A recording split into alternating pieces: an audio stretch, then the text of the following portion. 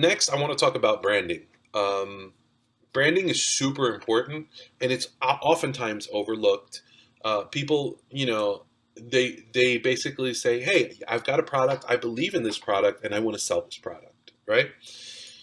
However, your brand is going to represent your product. It's going to build trust, right? When someone sees a brand that's well put together, that has consistency, that has good imagery, and that imagery is basically put together by abiding by the right um, user experience guidelines that exist, which you normally have a designer that will know that. They'll know um, what makes for a good experience. When someone looks at a brand, they should say, "Wow, this is a very professional brand. This looks good, right? This looks like something that it's not bootleg. It's something that I can trust." And this not only builds trust, but it builds value, and it makes you stand apart from the competition. So it's very important that the styling also resonates with the audience. So you want your brand to look a certain way, and you want it to look a certain way everywhere, because that look, that feel is really what your audience likes. If you're running, for example, a gothic apparel store, you don't want to convey. You don't want to have a brand style guide that looks like it's a, I don't know, a different type of brand. I think you know what I mean. So one of the main elements is your style guide. Now I mentioned that word a few minutes ago, and you might be asking yourself, well, what's a style guide?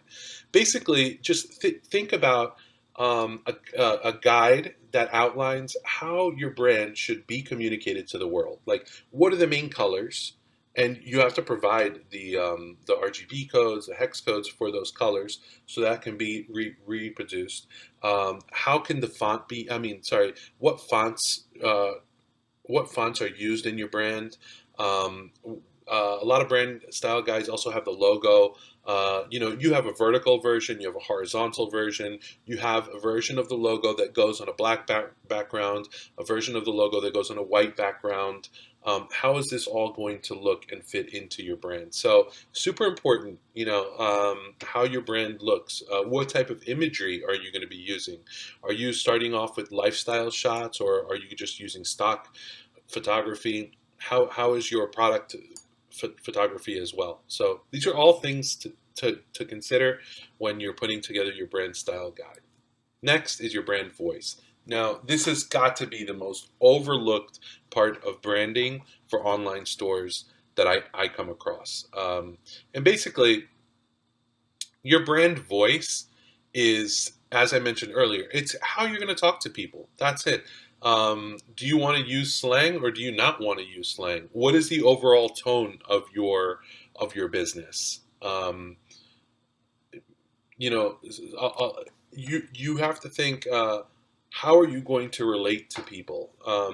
If you are doing, oftentimes, if you're doing, for example, B2B, right? If you're running a B2B business where where you're selling power tools to home service companies, then you're going to speak to them in a certain way. You're probably going to use words that other people don't understand, that are not into home service companies and power tools, and the tone of your voice may not be, modern or high tech, because these people are not into tech. They're into tools, or most of them, right?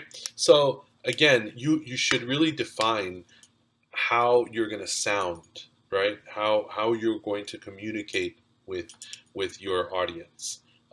If your audience are 15-year-old girls, there are definitely certain ways that they communicate with each other. You're going to want to use that tone. You're going to want to use those words. So that pretty much makes up your brand voice. And all of this is, I mean, this is really part of your branding. This is what makes you as a brand unique. And it's also, remember, it's making the connection with your audience. This is real important because, again, let's go back to what I said earlier. What is really going to make your brand successful? And the answer to that is the connection that you make with your audience, the relationship that you build with them.